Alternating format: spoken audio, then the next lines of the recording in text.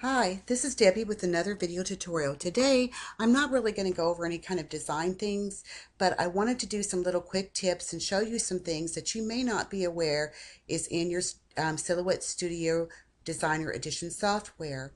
So first of all, I'm going to go up here to the File, and we're going to go down here to Preferences. Before I do this, I want you to take note of my background and everything else, and I'm going to show you how you can change some of this. We're going to go to Preferences and up here to Display, and right now I have a white background, and this time I'm going to select Current Theme, and we're going to hit OK. And you see how it's darkened my background here, and I kind of like leaving it this way so when I move things over here to the side, especially if I filled something with white, I can see it a lot easier. So this may come in handy for you as well. Now we're going to go back there again to our File, Preferences, and we're going to go back to Display. And as you can see, there's a button size, and I have mine selected like mid-level. And if I go in here and I increase this to large, for some of you who have a difficult time seeing your icons up there, and of course I've had to condense my Silhouette Studio software in order to make this video, so it may block out some of the icons up here, but I just want to show you how this looks. And as you can see, these icons are a lot larger. But now I'm going to go back and switch them back to an area where we can see everything. So I'm going back to File, Preferences, Display, and I'm going to just slide this bar right back down to about there and hit OK. So all of my icons will show for this video. Okay, another thing I wanted to go over with you is your grids. Okay, over here in your grids, you have a square, and I'm going to hit Show Grid. And as you can see, I have a 1-inch spacing with divisions of 4. And now, if I want to change it to isometric, we just click right here. Okay, a lot of you are asking, well, what is an isometric thing for? Well, sometimes you want to create, maybe for a print and cut or perspective or something else, and this is the kind of grid you would use. And I'm just going to quickly run through and show you some things. Okay, I'm going to draw a square. It doesn't have to be perfect. And then I put it in edit mode by double clicking on it. Now I'm just going to zoom in here, and I'm going to grab a hold of this one, and I'm going to, oops, let's undo that because I grabbed the wrong area. Okay, I'm going to grab a hold of this little node right here, and I'm just going to swing it back here to this area of my grid. And then I'm going to grab this one, making sure it's lined up, and I could always put snap to grid on there, or okay, and then if that's the angle that I want, that would be fine.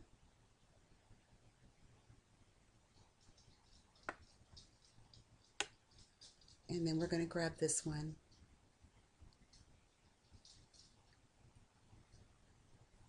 and bring it down here, and it keeps it so nice and aligned. Now I'm going to go back to Fit to Window,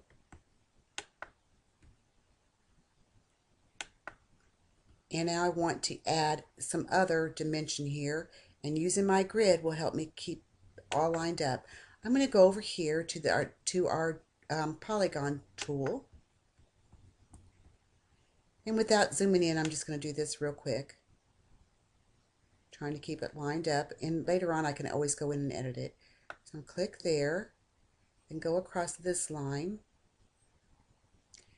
kind of see where I want to line it up with that corner, and I think it would be right here, and this is without zooming in.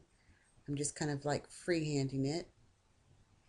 Okay, you can also see that it's not exactly where I want it, so I'm going to undo that.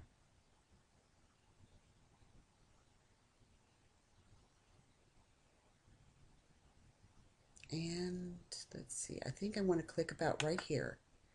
This is just giving you an idea, and of course if I was doing this for something, I would go in and make some modifications and zoom in real close to see But I want to make this, the reason why I'm closing this path is because later on I want to fill it to show you how this tool is used.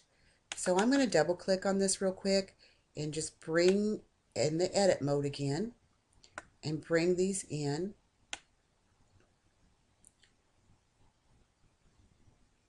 And using my grid helps keep me these lined up.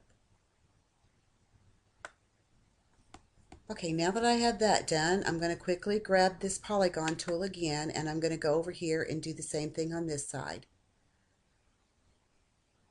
This may come in handy for some of your design projects, so I wanted to make sure that this is one of the tools that I went over.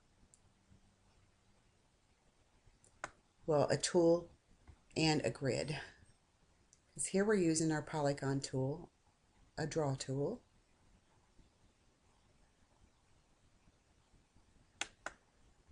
And I can click about right there.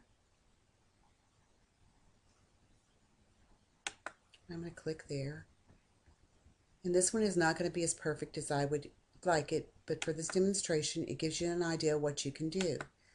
Now, if I double click, I can just make these little adjustments again by putting it in edit mode, making sure it's lined up on that grid.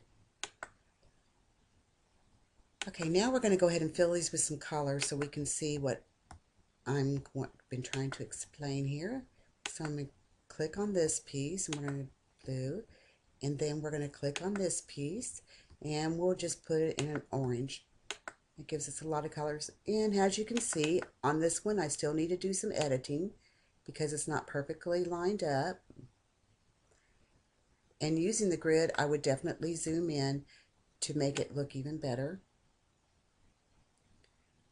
And I would also use these colors here or whatever and make the line colors the same as the colors I chose. So I'm going to go back over here, and for now we're going to click off the grid so we can see what we've created. I'm going to just group these all together by dragging my cursor around it, and we're going to put that right up there in the middle so you can get a good look.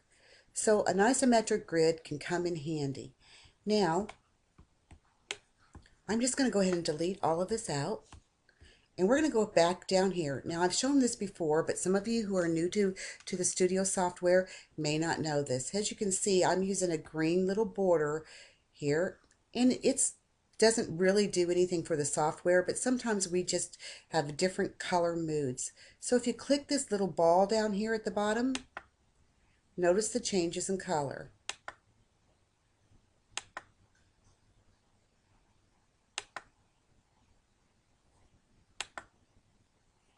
And did you notice your background color changed as well?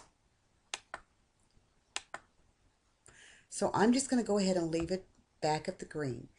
One more thing I wanted to go over with you is I'm going to hold down the shift tool and a shift key and draw a circle so I get a perfect circle. Okay, now clicking on that circle, we're going to go right over here to the align window. And remember, you can always center this to the page. Now, some of you, I've shown you how to use your replicate tool to create different little things. Oh, before I do that, let me step back. Okay, right here is where you can use these, your rollers are out, and you can grab some guides and place them here and here. Okay, over here in this grid section again, you want show guides and snap to guides. So make sure those are selected before you draw those down. Now, clicking on my circle, you'll notice that it put it perfectly centered with these two lines that I had drawn, which make this all completely centered. Okay, so we're going to go back over here. I'm going to click off that. And for this demonstration, I'm just going to draw an oval. And once again, I click on that and it snapped it right to the grid. So doing this, I'm going to just drag my little circle with the cursor in it, like I showed you in my previous videos, and line it up there to the center. Now, over here in the replicate area, we're going to go to advanced options. And remember, you'll have to fiddle with these a little bit, but say I'm going to go ahead and put 14 of these. Oops, let's backspace and type 14. And down here, I'm going to put an angle of 20 degrees. And now I hit my replicate. So maybe that wasn't enough, or maybe that spacing wasn't close enough. So you can always go back in. We can hit the undo button. Love that undo button. And you can change it to 10. And we can go to 16 and see what that looks like. And then we can actually replicate that again. And now I think we probably only need about 3 of these to fill the rest of the section. So I'm going 3, replicate, voila, that's perfecto. I'm going to select that center circle.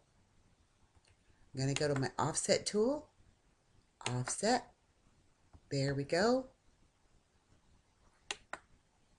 And I'm going to take that inner circle I don't need anymore, delete it. I'm going to say Control A, since there's nothing else on here that I have to worry about grouping with this. Control A will select everything. And now I'm just going to go down here and click my weld. And ta-da! Now we have these little pieces in the middle. This is another thing I wanted to go through. Sometimes when we weld, we don't want all of these little pieces because it's not part of the design that we want.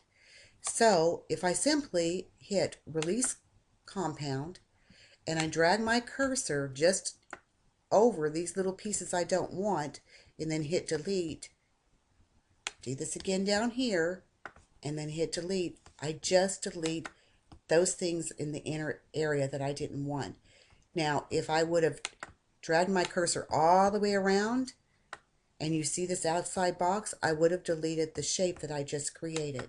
So you want to make sure when you use that cursor and you drag it, make sure you don't select the area that you do not want deleted or you lose your work. Of course, once again, we can always go to that undo button. So let's just do that to show you again. Undo, undo, undo. And I'm going to have to hit it a couple times and see, it brought back those little pieces. So I'm just going to hit delete. So on these quick tips, we've learned how to go to File, Preferences, Display, and we could change our background. I'm going to do this one more time. Okay. And there we go. And remember down here,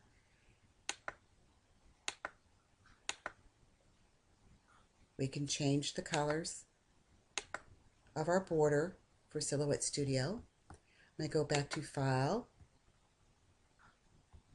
Preferences, Display. We'll go to Current Theme.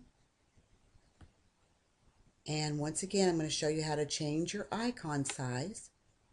So let's push it all the way up to large. Okay. And now we have nice large icons, especially for those days when our eyes are tired. And you notice that because I use color theme, my background here is also a pale pink color to match my border. I'm going to change this again and show you the variations. So there we go. I'm going to go back to File, because I don't want to forget, Preferences, Display. I'm going to go back down on the size of my icons, hit OK. I'm going to delete this out real quick. We're going to go over that tool again. We're going to hold our Shift key down, clicking that, and going to and center to page.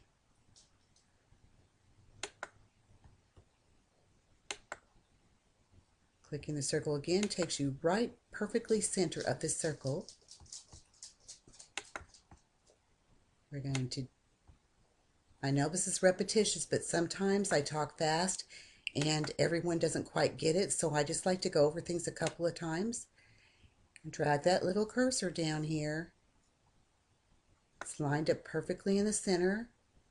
We're going to go to our replicate tool, advanced options, and remember here's where we can we're just going to do a 24 and at a 10-degree angle and replicate.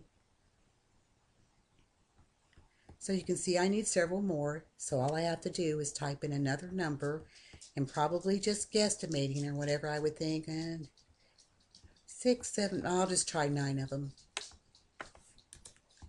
And if it doesn't work, I can just add more. So now I think I need about 2 more.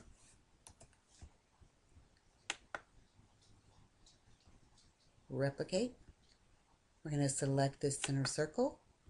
We're going to go to our offset tool, do our offset again. That looks pretty good for this example. I'm going to delete out that middle circle because I don't need it. Control A or drag your cursor around everything. We're going to go down there and weld that. And voila, we have a new shape. I hope this little quick tips video tutorial has helped guide you into some of the other areas into the studio software. I'll be making more along the way. Enjoy your day. If you'd like to, come visit me at www.paperpaws.blogspot.com. Have a great day, everyone. Bye now.